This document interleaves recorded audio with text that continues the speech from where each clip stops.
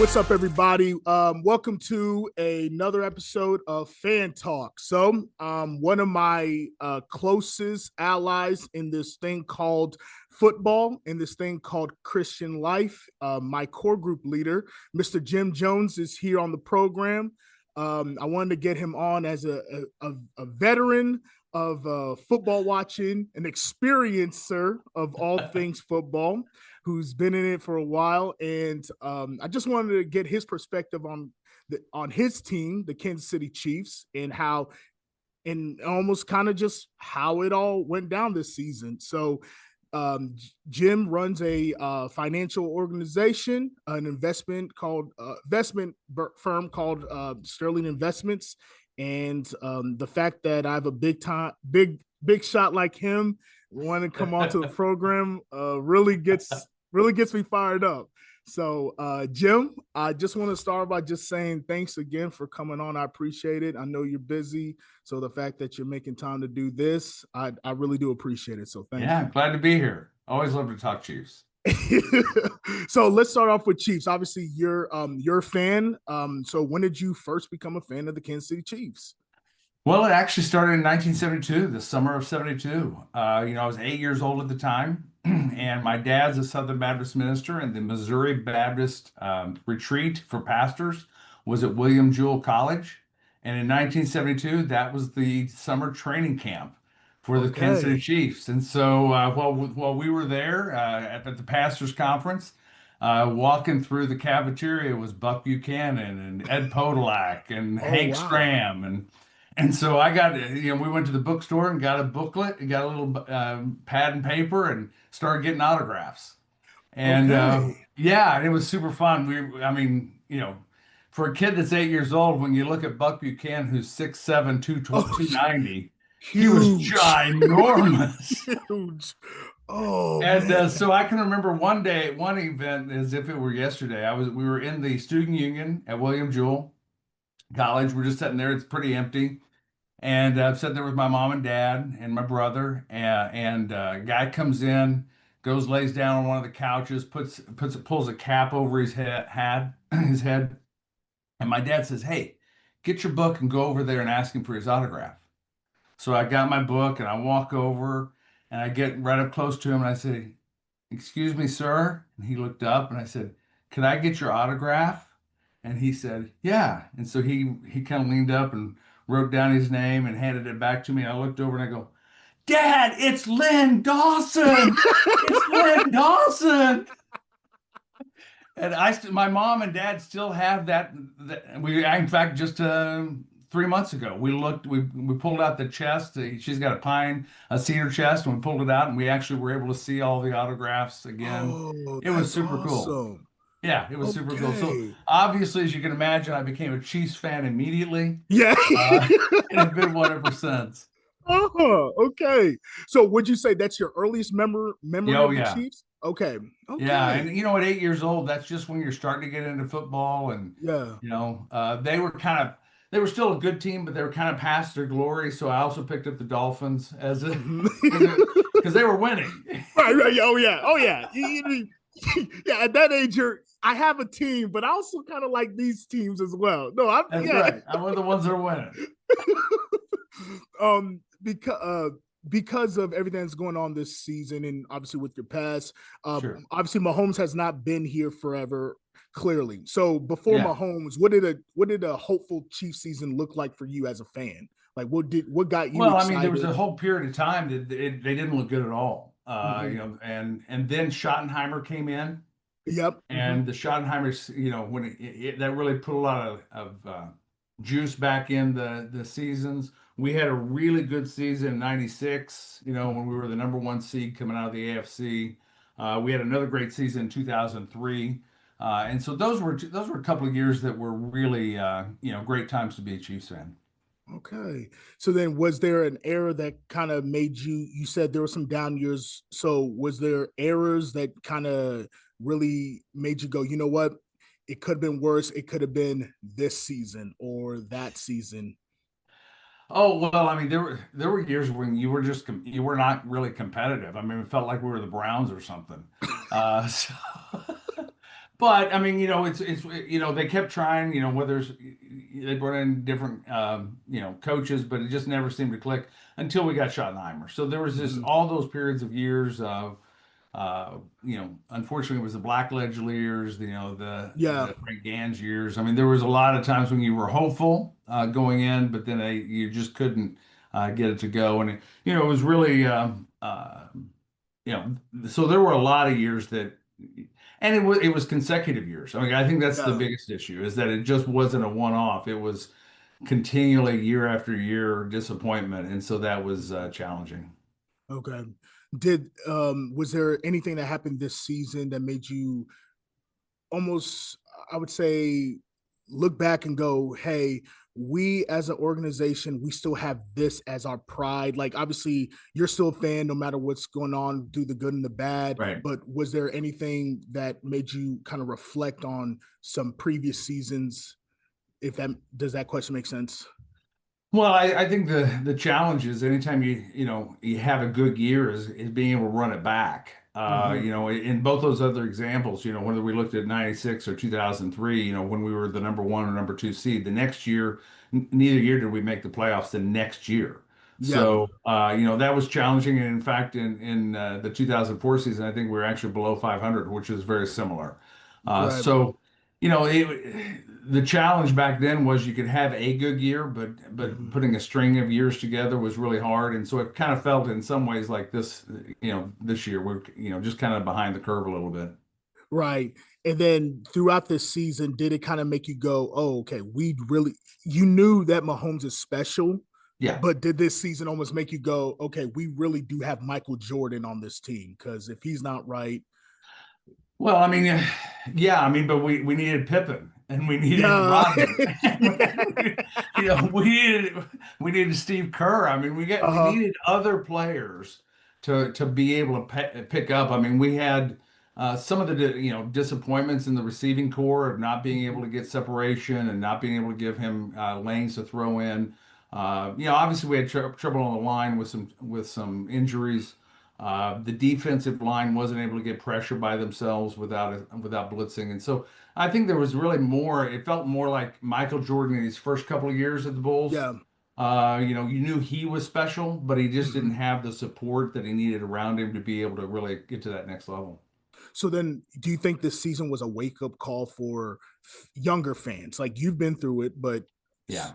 okay, is Yeah, there? absolutely. I mean, the for those of us that have been fans for a long time, just the fact that we were competitive in every game was pretty good. I mean, I know we Mhm. lost a lot of one score games, but at least we were still in one score games.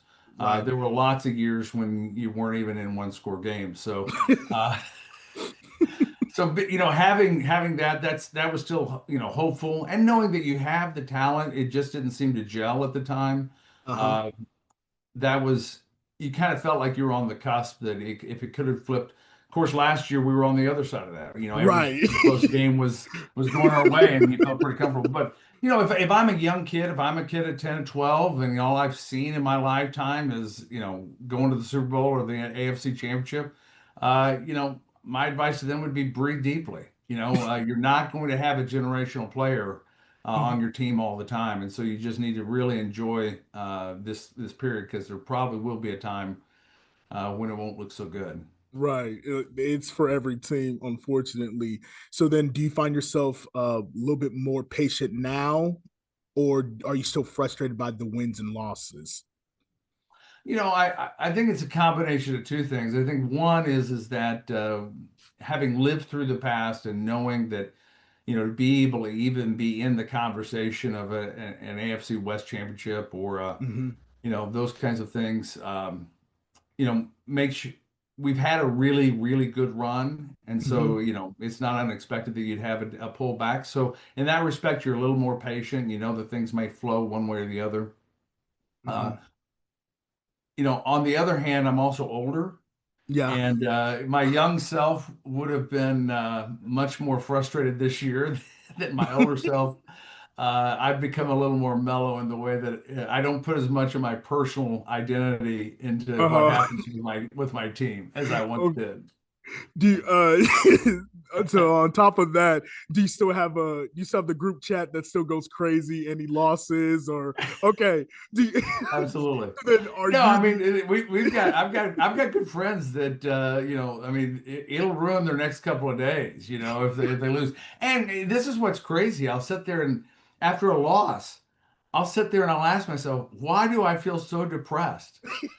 Because right? it didn't change my life a Right, bit, right. Yes, absolutely, but I'm still absolutely. feeling that way. And I, Hey, and I guess it's better that we have these kind of gladiatorial, games where everybody walks away uh-huh. rather than where somebody's dead on the arena floor. So, Right. Yes. Oh, much so better.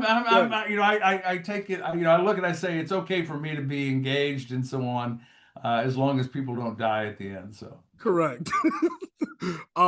So there's some hope, but then obviously, what are some things that worry you the most? Either the roster, the cap situation, or even the culture itself for the Chiefs. What out of those Yeah. three things, what Well, if you worries you look at for the the roster, future? I think the biggest challenge we have on the roster is the defensive line. I think we need to get somebody that so where they don't have to blitz to get pressure. I mean, that's been a real Mm-hmm. challenge. Um, I think what we've seen, I've heard just recently that Bieniemy may be coming back to the Chiefs Mm-hmm. as offensive coordinator. We know that he is a disciplinarian. He's very tight. Mm-hmm. Um, I think we saw that when he left that culture started to wane a little bit. At least that's my perception, is that the offense wasn't quite as sharp, as it was prior. And anytime you have heavy discipline and you have a degree of excellence, if that person driving that is removed for a period of time, you still coast for a bit because you've developed Right. those habits and stuff you've developed. But now I may, I'm not on the inside. I don't know that's what's happened in the culture, but it seems like if he comes back and has that, reinstalls that kind of discipline and high level of expectation of execution, that could really be helpful for the offense Mm-hmm. to be able to move to that next level. Getting our line back healthy, I think, will be good. We had some injuries this year, so obviously, if we can have a healthy line, that'd be really positive too. I agree with you that I think that Bieniemy is definitely going to help. My only concern is when he comes back, does he actually provide anything schematically that can really improve the Chiefs' offense? Because I agree with you. I think in terms of day-to-day operations, I think he'll do an excellent job of building up that culture. And sometimes, hey, when you have the generational talent that is Mahomes, sometimes that's just what you need is just the fine tuning of the day to day, but it gets real frustrating. And as a Panthers fan, I go, why can't our offense look a little bit more like Sean McVay or even Mm, Kyle Shanahan, a little bit more creative sometimes? And Andy Reid does a good job of that. But at the end of the day, his offense has been one of the most watched offenses for the last 9 years yes. because of all the success they've had. So it feels as though the league is starting to catch up, catch up as best they can in terms of, oh, we know on every third and short, you guys are going to run your fullback power with Kareem Hunt, or oh, every big third down and five, oh, you're going to go ahead and roll out. I is there is there is there a fine line that you see for Andy Reid in terms of loyalty to where it could be a problem? Because yes, he brought back Bieniemy, and I think Bieniemy should have never left in the first place. But Mm. there is some value to bringing in somebody new. Do you see a fine line Yeah, for him for that? I mean, I certainly understand your point. I guess I'm probably more in the camp of I think Mahomes, Kelsey if he sticks around, Mm-hmm. and Reid are really good. They come up with a lot of great ideas and other guys Mm-hmm. on the team. And so I'm not sure that we needed to have somebody that comes in with new ideas. I think Reid and Mahomes can figure out new ideas. I think the Okay. execution of those ideas Okay. is maybe where we have fallen down, and therefore because of that, we're not that confident in actually, calling some of those new and innovative plays because we aren't sure that they'll actually be, work. Mm-hmm. Um, so my hope would be is that if the enemy can get the execution down, Right. then maybe you can free Mahomes and Reid to come up with and some of the other players to come up with these innovative ideas and then they can actually go back into implementing some of those. Uh, when I watched the game last night with Indiana and University of Miami, you got the sense that some of the creative fourth down plays, some of the things that Indiana called, they felt confident calling because they knew the people would block, the receivers would block down the field, that the line would do their job, and so if we can feel confident about the execution, I think we'll see some more innovation from Reid and Mahomes. Okay. Oh, and then my takeaway from that hearing that is it sounds like you have the wasn't it Apple with Steve Jobs where he would come up with ideas and basically tell Steve um his second in command Steve Wozniak, Tim am I Cook. saying that? Yeah, Oh, Wozniacki. Yeah, before yes, him, yes, thank you. Like, Wozniacki, hey, try to and then figure Tim out, I Cook. have this idea, let's see if we can make this work, can you figure it out? Well, um yeah, and of course he was the one that was a visionary of creating the idea of the product, but then uh-huh somebody actually had to get it made. right. Uh, Yeah. which is very technical, very detailed.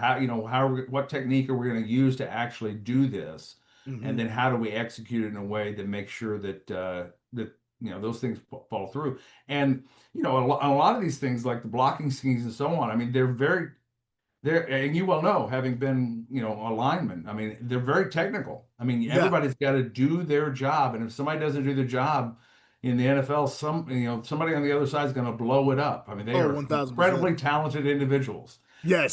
and they will take every opportunity to take advantage of any miscues. So then, kind of shifting gears over to Arrowhead. Obviously, Kansas. Yeah, Have you? How many times have you been to Arrowhead? uh, 3 or 4.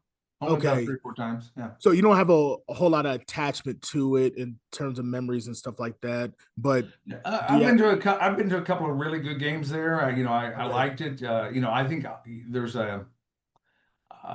there's an ambiance even on TV that's it's pretty special. I mean, have if you go there a couple of times, then when you're sitting at home, you still kind of feel what yeah, it's like to be yes, there. yes. So yeah, I mean, I think there's some attachment to there, but not a lot of personal Hmm. attendance, but generally. Okay, so then you have a strong feeling of one way or another of them making the move over to Kansas? Then Well, I mean, I think it was a given that they were going to be moving out of Arrowhead. I mean, Arrowhead was going to have to come down because the maintenance and the oh age was just yeah, it was just way too old. I mean, it was just like Busch Stadium in St. Louis. oh yeah, The yeah. maintenance was so large that they just had to get rid of Busch Stadium and create a new. I think the bigger question is where are you going to rebuild the stadium? Hmm. And one of the challenges with the current system, I mean, it's got a huge parking lot. You can do lots of, tailgating and so on, but it was a bear to get in and out of. It was, Uh, yeah. and Gosh. so that was going to have to be fixed one way or the other, and so on. So, um, you know, moving to Kansas, I think as a Missourian, you would like to have stayed in on the Missouri side just because Hmm. that's, some personal pride and maybe some economic value to the state. Uh-huh. But in terms of its ability to create an environment that will be good for the Chiefs, moving to Kansas is, I think, going to create a great venue out, by the legends. Okay. Yeah, and being from Kansas City and knowing that area well, it is going to be nice. Like you've talked to me about going down to Dallas, and it Yeah. sounds like it's going to be the very same situation to where you don't even need a park. You're going to be able to Uber and afterwards still have a Yep. good time in that area with all the multiple restaurants, and they're going to Yep. continue to keep growing and building that area. But like you said, as someone who lives in Missouri, it kind of the rivalry of Kansas versus Missouri. It's heating up and it's the points are going to Kansas right now. Well, on the flip side, they're willing to pay for it. I mean, so they're Oh yeah, paying two that's thirds true of the too. cost, so it's Yeah. not coming out of my pocket. So, I Yeah. mean, in that respect, I think it's not too bad. Okay. Do is there a loss that makes you you kind of gone back to especially those 90s teams, but was there a loss that really hurt you the most or um just you kind of reminisce like, man, if we had gotten this, who knows where we could have been? Well, I think the loss that hurt the most was the '96 when you're number one seed, you get the Mhm. bye. Indianapolis comes in and your field goal kicker misses 3 field goals and you lose by 3. And in fact, it Yeah. was, and he had a chance to, at least tie it and go into overtime right at the end, and he even shanked that one. So, I mean, Lynn Elliott was not a good. He wasn't long for Kansas City after that game. But Yo. that was probably the hardest one, is when you had such a great year, you're a number one seed, and then you go in and you lose in the first round of the playoffs at home. Mhm. That was a tough one. Okay. When in 20 years, looking back at this era, how do you want to look at it? Like, what is your The retrospective? most recent time. Yes, yes, yeah. 20 years from today. Like, Oh, obviously, yeah. well, I mean, let's hope that it continues like the Patriots, where we have a little break and then we go back to being on top. And I think that's really possible. Mhm. But yeah, I think you'd have to look back and say this is the golden age. I mean, not only did um, you know, you play in so many AFC championship games, you're playing so many Super Bowls, but the ones you won were ones that you had to come back, and you had, and there's something about being dominant, but there's something about, having to go through the gut-wrenching, we're behind, there's no time left, Uh-huh. and then that even makes it more special when you do come back, Yeah. the Josh Allen Mahomes, back and forth in the AFC Championship when we ended up winning 13 seconds left, and then I kid my friends from Dallas that, Dak had 37 seconds and Hmm. couldn't get 2 plays off. Uh, No, yeah. Yes. Oh, yeah. so I mean, so I think we'll look back at this, and this will be like the golden age of the Kansas City Chiefs. When I mean, no, it's really hard to make a run and stay at the top that long. And Hmm. yeah, let's hope we do it some more. We can continue on, but if it doesn't, it was still, an unbelievable time to be a Chiefs fan. Oh, absolutely, absolutely. It's cool to see you guys, all my friends who are Chiefs fans on Facebook, Instagram, Twitter, and in person celebrate. You know what I mean? Like, obviously, I wish it happens for me, but if it can't happen to me, it at least happens to the people I care about. So I'm glad you guys are having a dynastic run. Well, I mean, one of the things that was so fantastic about having the run that was this long and this encompassing and kind of nationalist, and I don't think it was just adding Taylor Swift to the mix, but my And wife, she was a big part. Okay, she she's a was, don't but don't. even before Taylor Swift came into the picture, because the Chiefs were such a dominating factor in the NFL season, but also just culture. My wife really started becoming a fan, and so now I can actually watch the Chiefs Uh-huh. game with her, and she's engaged, and it Yeah. becomes a lot more fun. And so, that has been one of the great legacies of this time, is Hmm. that people that haven't been Chiefs fan or haven't been football fans for a period of time in this area are Hmm. now people. You now have conversations, you can now have shared experiences, and that's really been a lot of fun. Oh, yeah. Yeah, because my wife is a Bears fan, and but she hardly gets up for them.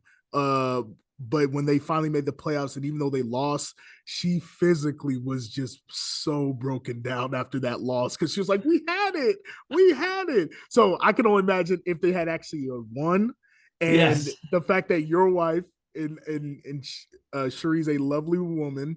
The fact that she's getting into it, oh, that's great. That is great. Yeah. Oh man. So is there something that you would love the Chiefs to do on this offseason? A bold move, something that, hey, you know what? This is what I'm seeing from obviously from outside the building. This is where I think you've already mentioned D line, but is there a Yeah. bold move like, hey, we need to trade for this guy or anything like that? Well, I just think that would be a bold move if we got somebody that was really dynamic to where Chris Jones wasn't double teamed every time. We need somebody else to be able to get to the quarterback if he's double teamed, and of course it needs to be somebody that's kind of his caliber or above, because doesn't have that many seasons left, and so we Mhm. it'd be nice to be able to have someone that could come in and learn from him if they're not there already. You know, is Myles Garrett available? That'd be a pretty good move. That would be a good move. That would be. I mean, somebody like that, Right. but the challenge is that then you start saying, okay, what are we giving up to get that? Yeah. And so that's the real challenge, because you can't, create a bunch of holes to get one hole filled. Right. So, Right. trying to figure out that that's the tough thing about a salary cap, is you have to figure out how you're going to manage the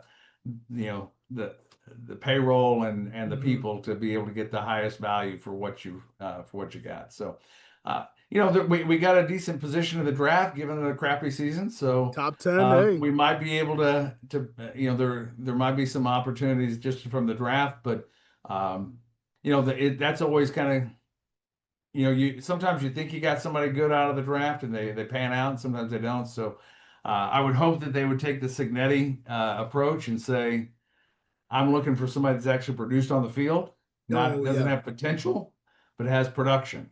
And so even if they're drafting somebody, I hope they value production on the field over ability or stats. Right, right. One word to describe this season. Almost.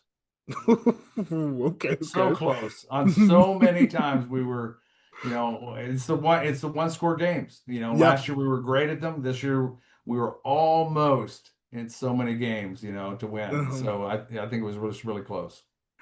One Chiefs player you'll defend no matter what, not counting Mahomes. One guy who, good or bad year, you're going to defend this guy no matter what. Or let me phrase it like this: who is your favorite player? You're the guy that you're like, oh man, this guy's fantastic. May not get a lot of recognition. Yeah, I mean, I think it's somebody that does get a lot of recognition, but I really like Nick Bolton. I think he's solid. I think he provides a lot of stability to the inside, to the defense. So that's a guy I really like on defense. Okay. One Chiefs legend that you wish would be able to join this team. One Chiefs legend. Oh, Derek Thomas. Oh, he takes care. He takes care of that D-line problem. Yeah.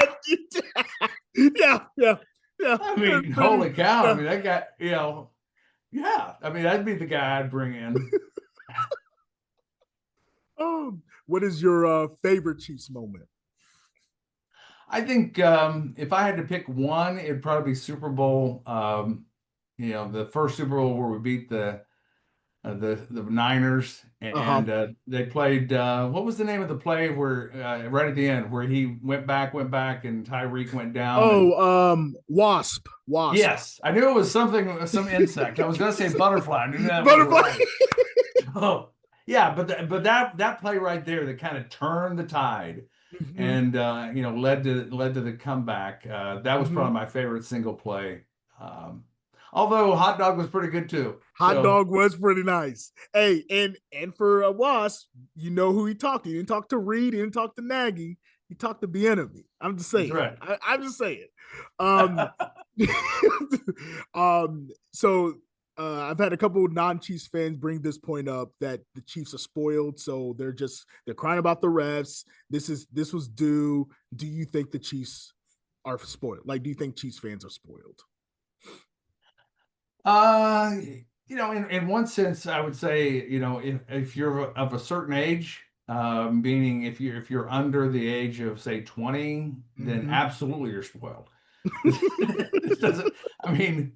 You're in the mid 50s in the Yankees. You're in the UCLA Bruins of the late 60s and the early 70s. I mean, you're in a dynasty arena. You're the Patriots. So, you're spoiled. I mean, this is not normal.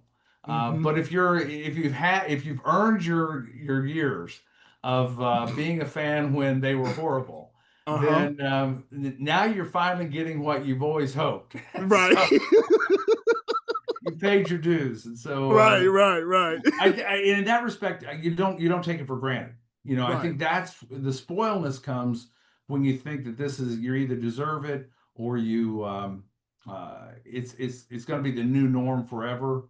When you've had as many years as any of us that have been sports fans, whether it's the Cardinals in the baseball, or whether it's the Chiefs in football, or you go through, there's going to be these runs where you're really good, and there's probably going to be runs when you're not so good. And so you just breathe deeply during those times when it's good, and you don't necessarily get spoiled. I think you become more grateful, and you just kind of enjoy the ride a little, and soak it in a little better. Okay. Do you find yourself being a Chiefs fan? Is it a little bit more fun or stressful than what it used to be? Well, thankfully, it's both. Okay. It's more fun because you're actually playing for games that matter. You're in the Oh, playoffs. yeah. And so in that respect, that's a lot of fun. But because it's the playoffs, because you're actually, and obviously you're playing at the top of your game. But as we've seen, with the exception of the 2 Super Bowls they lost, most of their games have been really tight, and so it is stressful. I mean, if you're a fan, you want to win, and you know you don't necessarily like the close games. I would just as soon see them blow everybody out. That kind of be I think that'd be fun, but the stress is higher because you have put a lot of time and effort into these teams for a long period of time, and so you want to win. I mean, that first Super Bowl win was just, you'd waited 50 years, for that to happen. So that was stressful, but it was also super enjoyable. Okay. Final question. What's your message to other Chiefs fans out there?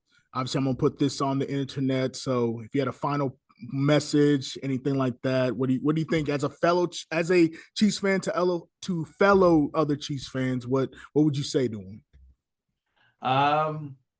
Let's continue to be the best fans out there. Fans that you don't hear boos coming down from the stands. You support the teams. You cheer them on. You're loyal.